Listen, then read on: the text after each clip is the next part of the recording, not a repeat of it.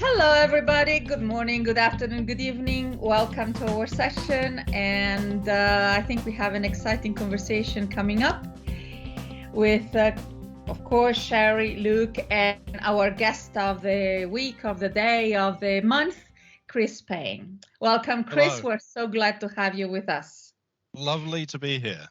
All the way from down under. Yes, I'm in Australia. We're moving out of the summer and into autumn, and the leaves are turning different colors and it's getting wet. Oh, there we go. It has to happen sometime. Oh, it's okay. It's okay. We're like the seasons. It's nice. Where are you in Australia? So I'm in Melbourne, which is Okay. on the south in Victoria. We actually have seasons here in Victoria, as opposed to just hot and wet as some of the other parts of Australia are. But it's a lovely place. I love it. I've been here 20 odd years now, although I've still retained the very British accent, which I'm sure you can count. As I say, you can take a man out of England, but you cannot take the accent out of him, right? We try to retain it. We do. I'm the only one here without an accent.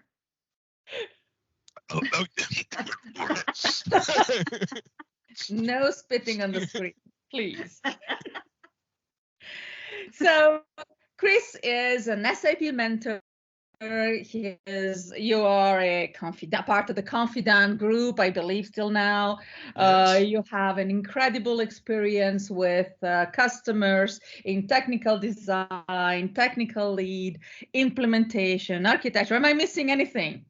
Innovation. Some kind of SAP HANA Distinguished Engineer. Yeah, guess that. I'm a HANA Distinguished Engineer as well. It's a bit of an interesting, side into my technical past.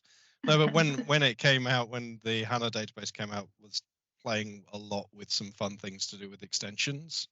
I'm using HANA, and hence got on to what was the sort of like the Mentor equivalent, but just specifically for HANA, and worked with that crew. So it's nice. SAP do recognize people who make lots of noise and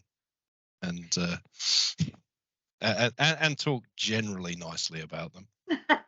So I've also got a bit of a reputation for being talking quite straight, and when I see something that I don't enjoy, then I let people know in a constructive feedback manner. That's right. For our audience, if you're not following Chris on Twitter, you have to do it. It's at Wombling1. Is that what it is? It's at Wombling, yes. WOMBLING. Look for that on Twitter. Me. It's quite entertaining. Straight shooting. You'll find. Please look at the details and the link to Chris' Twitter, Darley, in the comments of this beautiful YouTube I think the section. SuccessFactors team have learnt the phrase, "We welcome your feedback." Anyway, let's move on happy things. We wanted to have this chat with you. Well, for the pleasure of seeing you, for the pleasure of discussing, but in particular because there have been a lot of discussion recently on, on the release management, on the approach to release management, the change management needing there, and I know you have a lot of experience in that area. Well, I've complained a lot about it. That's what you mean, isn't it? Actually, so particularly I've got in recent past has been the new homepage, which has been coming through, which will be hitting all of our preview instances very, very, very soon, and then into production, and kind of scarily as a universal push to everyone's Chris, I wanted to stop you just production. A minute. If I'm not on SuccessFactors or I'm not even an SAP customer right now, like what is this homepage? What does this mean to me? Okay, so SuccessFactors have done some thinking, and they realize that this is my take on, because I don't work for them or anything. Yeah? So this is my take on what I believe that it's been happening. I've done some thinking, and they've understood that we are bombarded with so much information in our daily lives. And when we're looking and trying to use employee information systems, HRISs, having lots and lots of information on a page is actually counterproductive. So our approaches that we've been used to of trying to put dashboards, key figure indicators on the screen, allowing a person to see loads of different things as they go into an application, are actually counterproductive because people just ignore it. It's an information overload. And instead, moving to an idea of presenting information that is relevant to a person at the point in time they're viewing it. So the idea here is to move to things like notifications about upcoming leave, or do you have your leave balance has grown too large? Let's put a notification to say potentially you might want to take some leave, as a sort of a reminder, as a gentle nudge. But bringing these things to the forefront of as and when they become something that should be interesting to that person. Now, this is, to me, is actually quite a good idea. You know, it's and then allowing a certain level of personalization of those screens as well. So I think this is good. This is a step back from the sort of dashboard mentality that we've had, and moving on to some more sort of like action, event-driven ideas. Slightly intelligent. I mean, it's not intelligent at all. It's just all driven by algorithms. Bugbear of mine is, why on earth would you call intelligent services intelligent services? They are not intelligent. It's another SuccessFactors naming thing. But the idea of pushing things when they're relevant to a person does make sense. So changing the main landing page for SuccessFactors from one which was very much like a dashboard with key figures and lots of information and lots of different tiles that you could choose from, into something which is a little bit more compact and puts forward the information as and when you need it. Now, thank you. Quite honestly, though, this is an approach which is evolving. The solution is certainly not fully there yet. There are problems with the solution, and SAP was trying to make everyone go onto this new homepage. Like, it was supposed to be the last release. It's going to be a universal push, last release, to go onto the homepage. And then some of us started making a lot of noise and said, just a second, there's features that are in the old homepage which some customers are using, which don't exist in this new homepage that you're bringing across. And especially this was to do with my specialty area of custom tiles and bringing in, you know, enhancements and integrations from outside of SAP. And it was especially problematic for customers that aren't necessarily using the full SuccessFactors suite to do their HR solutions, but potentially using other systems to do things. So perhaps they have another system which is doing their performance, and they've got a link to it on their main homepage, and they've got another system which is doing, you know, pay slips, and they've got, you know, so their payroll. So in order to get the pay slip, you have a link to it on your homepage, and things like that.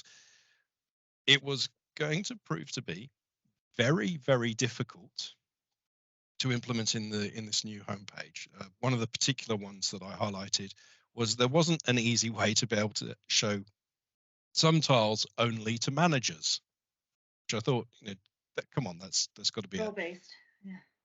Well, it wasn't role-based. You couldn't use role-based permissions to provision the tiles. Now, that functionality is coming as part of this release, which is about to come in. So we're, you know, all the things that I complained lots and lots about, they have fixed, which is amazing. But there is still, you know, and they actually put in some other things which I kind of said would be nice, but They actually they got smaller tiles for if you don't need a massive, great big tile to show something. So there's some good enhancements there. They still have a stupid great banner across the top of the screen, which you can't get rid of. You can get rid of the banner, but the space that the banner takes up is still there. So it's kind of pointless. You leave the banner in. But that will change and it will evolve. But there are still other things that are needing to evolve in this page. But I think the scary bit as it comes to release management is that we're getting this functionality that I've just talked about, which I think is really great, as of this preview release. And then after preview, when it moves into production, the functionality will be available in production. And then about 6 weeks later, every customer will be force migrated onto the new homepage. So for some customers, there are some customers who have already moved onto the new homepage. They've gone, oh, look, we can take what we've got now and it kind of works and it's okay. I'd like some of that new stuff that Chris has been talking about, but it doesn't really worry me too much. But there are certainly some customers who need this functionality that is only just being released, and they are going to have a 6-week window to put all of this in before they get forced to use it. So can you just imagine this is going to be a really interesting, and don't book leave if you're an SI over the next 6 weeks, because customers are suddenly going to be realizing, oh, we need some help. Can you help us do this? And there's going to be a bit of a rush on, and people are having to schedule, and people have scheduled, what are they doing with their time, from the release to make sure that they can get this in, do the change management. Because some organizations, I know that perhaps you guys have different experience, and I'll ask you, some organizations I work with, they really go the change management, they go the full approach. So they'll take screenshots, they'll do videos, they'll show everything, and then they push that out as sort of like an online training available for their staff if they need it. And then there's others who just go, it's intuitive, just take it. Deal with that. Exactly, deal with it. It's SaaS. You get what you get. You don't get upset. And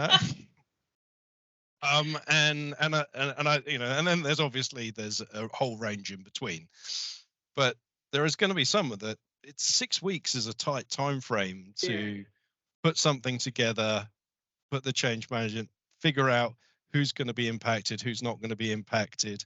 I mean, yes, I know they will be starting in their preview instances as soon as the release goes into preview, and then working from there. So it's probably more like 10 weeks that they've got. But so we're back to, in my head, I'm thinking we're back to the original argument that if you go to cloud, you take everything plain vanilla, you don't make any changes, then you don't have any problems. Is that true?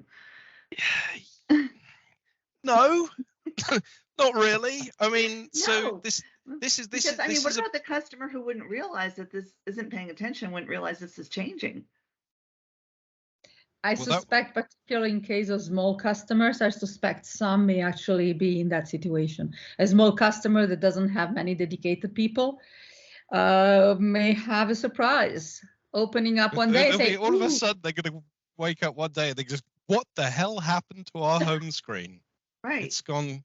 Because it will migrate, and the auto-migrated version won't be as good as if you spend some time to actually do the migration and, set your custom tiles up correctly, do the groupings, manage the role-based permissions, all of that kind of stuff. It's going to be a, look, it could be worse. You could do it like Microsoft did. The other day I was working with one extension piece of work that I was doing, and we are so confused because half of the emails that this extension is sending out are sending out correctly and going to the other, and the other half aren't. And we're looking, it's like, what's the difference? There's no difference in this email address. Why is this one's gone and this one's gone? Why is it not gone? So what happened is Microsoft have deprecated a certain security setting on their email servers, And in order to inform customers, they are actually letting through only a certain percentage of emails that are not using the new security settings. And so only half of the emails were being sent, the other half weren't. And that was the trigger for us to realize that, we needed to make a change to the security settings on how we were sending the emails. And now they're working perfectly. But it was that whole, and this is cloud, yeah? It's some people were, apparently there were all sorts of communications from Microsoft to the various customers saying, we are about to do this. They almost let them 2 years. But exactly, who reads that stuff? Who reads Outlook emails? But listen, even in our own real life, those of us who may be or may not be on Facebook or things like that, regularly they update their security levels. They update their security approach. They send you the information. They send, or Google, please review because we have updated our approach. And then you click the OK button and you just go, all right, that's good. Exactly. Thanks very much. Go away. And then, of course, when it actually gets updated, they say, wait a second, why suddenly strange messages get sent to all my contacts? Well, because it didn't read the stupid update. Yeah, exactly. So, there is a certain amount of diligence that we have to do. Although with another story of this is another SAP one. So recently, SAP SuccessFactors especially have decided that from a security perspective, they're going to deprecate the basic authentication mechanism. So that's just using a username and password to be able to log into APIs, logging into the system, which is actually a good security thing to do. So I'm happy that they're going down that path. But there were some small problems there, like some of the standard tools that they were using within SAP and SuccessFactors couldn't support an alternative way of authenticating to SuccessFactors. Okay. So it's like it's just this teeny tiny problem, yeah. So there was all this communication, and I've had so many customers reach out, Chris, what are we going to do? How are we going to fix this? And then SAP went, okay, actually, we're going to just delay that by a year. So the communications which went out to everyone that said we're going to turn this off by the end of this year, those all scared the bejibbers out of all of my customers. And then the ones I don't think they sent out another round of notifications to customers to say, actually, you know what, we listened to you and it's going to be the end of next year. I don't think those notifications went out, or at least they got certainly thrown in the do not read pile, because I was still having to tell people, don't panic. But if we send that communication saying, please do not panic, we have delayed it by a year, we have listened, people will actually put it on the back burner and we'll be back in exactly the same situation a year from now. Yeah, well, or you'll do something crazy, like what was the one that was going to happen at, on the 1st of January? There was something that happened that was due to happen.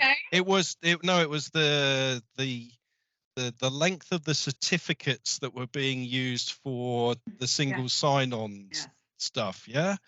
And that was going to get turned off. So if you had anything that was doing single sign-on that was using the old 128-bit encryption or something, then that was going to get turned on. And all the communications went out going, this is going to get turned off on the 1st of January. And there's me going, do you know what?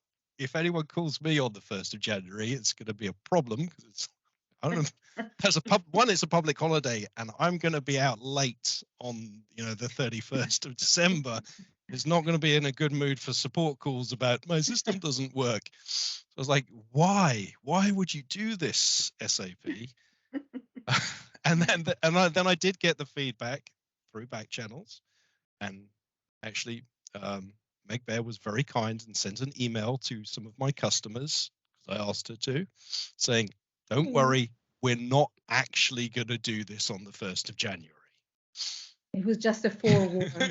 It was just a warning. So you're trying to scare us all into doing work, because if you don't, then we won't do it. But these are the challenges of cloud, yeah, and managing and managing how do we plan our releases and how do we schedule time to do stuff. So, well, that many challenges. It would be really fun to have this conversation going on for a long time, and I hope that some of us, some lucky people here, make it to Vegas. Although we'll see. Probably will not be there, but I wish I were. September? Yeah, I don't think I don't know, unless I can figure out a way to get to California, and then I'll probably do a hookup. Then I may come for the parties through the conference. Those are the best parts. That's exactly. That's the bits where we actually get to know people and you have the conversations that matter. Well, or it's actually after someone's been up on the stage speaking for, and they're all podium or stage, and they've been speaking for an hour, and you've asked them a bunch of difficult questions, and then they get off, and then you go in for the kill. Pounce on them. Pounce on them, and then you ask the really difficult questions, and then they go, like, Chris, I just don't know, but this is what we're thinking about. They go, oh, that's the gold. Yeah. That's the bits that you're never going to get those on the live on the record. There's no exactly on the record discussions, no chance.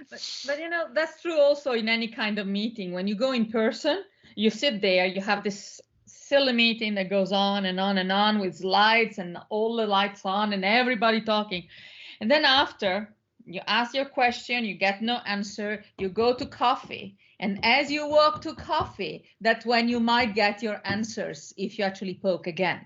And that's when you get the honest answer at the very least. So maybe we'll get there again.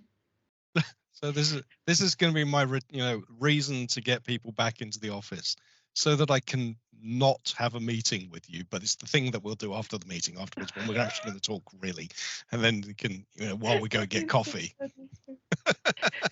Well, Chris, it has been lovely talking to you. It's beautiful to see you, Sherry, you, Luke, and you, Chris, every time. And thank you for being with us. And it's been we'll look wonderful forward to be here. Yeah, and maybe we may have a second one after we go for full release of the homepage, so you can tell us the war stories. I'm sure it'll be good. I really hope so. That sounds like a good one. We'll be in touch. Yes, Luke, absolutely. Thanks, Chris. Bye, everybody. Cheers. Bye. So, a couple of weeks on, and we've had some interesting things happen in the world of the homepage. So, pretty much after we'd had our discussion, SAP came out and said, hey, hold up. No one's allowed to upgrade to the new homepage. And we're like, what? What's happening? And it was a little bit of a scary moment. Since then, we've had some discussions with the SAP product management team, understand what's going on. So there's a couple of things that I'll just cover off what we discussed, and then we'll just talk about what that means for different customers. Is we've got there isn't anything actually wrong that they've discovered with the homepage. The new homepage is actually working. It's not like there's a button that if you click it 12 times, the screen explodes. That is not the case. It all is working as it was planned.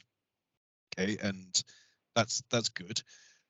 But there is a problem with the move to the new homepage. So when you press that up, you go into the upgrade center and click the upgrade to new homepage button. Apparently, that does a whole bunch of stuff in the back end in SuccessFactors. Right, if we were not aware of, I don't think we realized. Well, we did. I don't think we realized quite how much it did in the back end of SuccessFactors, because if multiple customers in the same data center all decided to press that button at the same time, there was a real risk that the data center go kaboomski. Yeah, exactly. So that's not good. Which would be bad, yes. So in order to in order to stop data centers going kaboomski, Kaboomski, I like that. There was basically that's why there is the pause. There is the ability for individual customers, if they have a need, to be able to apply to do the upgrade. And what that process of the applying to do the upgrade is all around making sure that there aren't many customers doing the upgrade at the same time.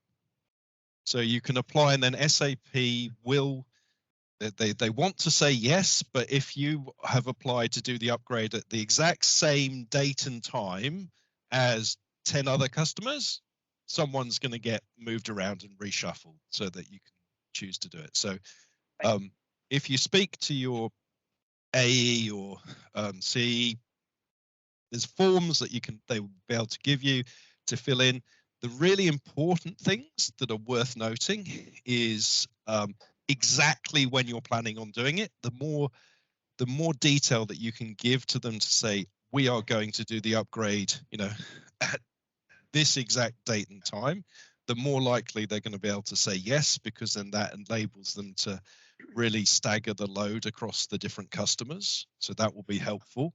The other thing is we've got a couple of customers that I'm working with who aren't yet live. So they're in the midst of going live.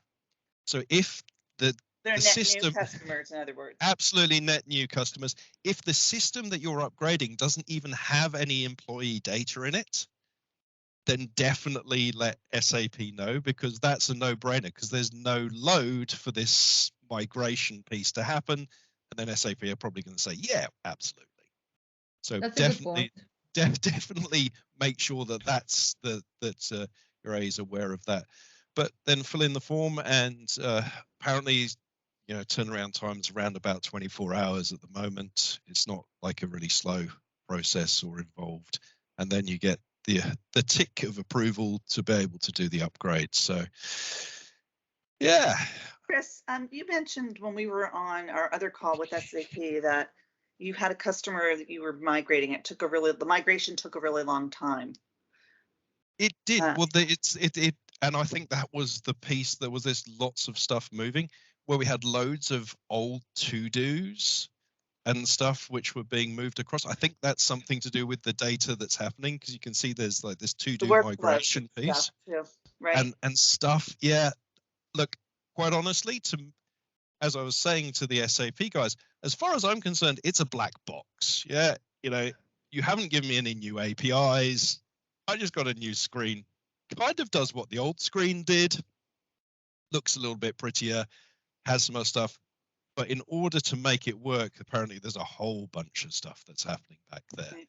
So yeah, it did for some of the customers. It did take quite a long time for that, for the to-do migration to run. So if you're a customer doing this, do you need to allow a lot of downtime? I wouldn't say a lot. Well, it wasn't downtime, actually. Sure, it was. Yeah, that's what I thought. It was, but it took a long time for it to run. So we could still keep on using the system. There wasn't any problem there. It wasn't like taking the system down while it's running, but right. It did take a while for that. So different, yeah. It was taking a while for that process to run. We were had no idea what that process was doing. Is it stuck? Was it stuck? Who knows? Like, quite honestly, I've been doing IAS and IPS upgrades forever, and they just constantly just take. Sometimes it's an hour, sometimes it's 24, and you have no idea why, because it's something's happening in the back end. So I just yeah. So there's no need for any customers to be concerned at all. No, I don't know about that. Let me rephrase it. There is no need to be concerned because there has been a change of the planning. The change of the planning is simply to allow the upgrade to happen in a smooth way and protect the back end of the data center. Across all customers. Yes. That's it. Yeah. There are no bugs. It's not something that will compromise the customer data, the customer processes, the customer integrations. nor the customer setup or customization. Right. So it has nothing to do with that. No. That everything is hanky-dory, well, that much I cannot guarantee, but there are no guarantees in life, right?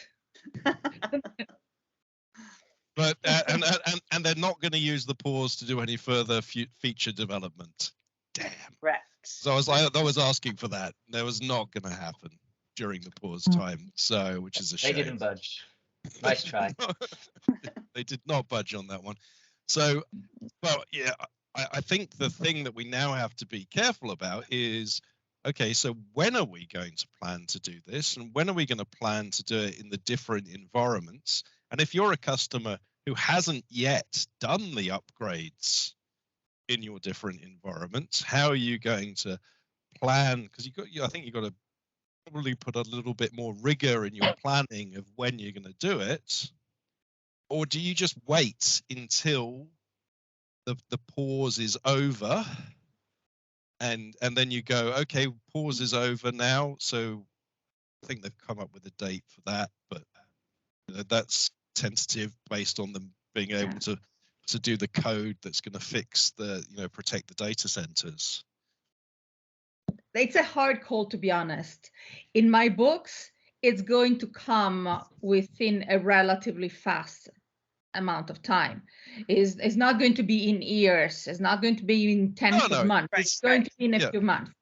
And given that, as we were saying last time in the first part of this discussion, to be honest, it takes time to organize the change management, to plan it, to understand what you want to do and how you want to do it.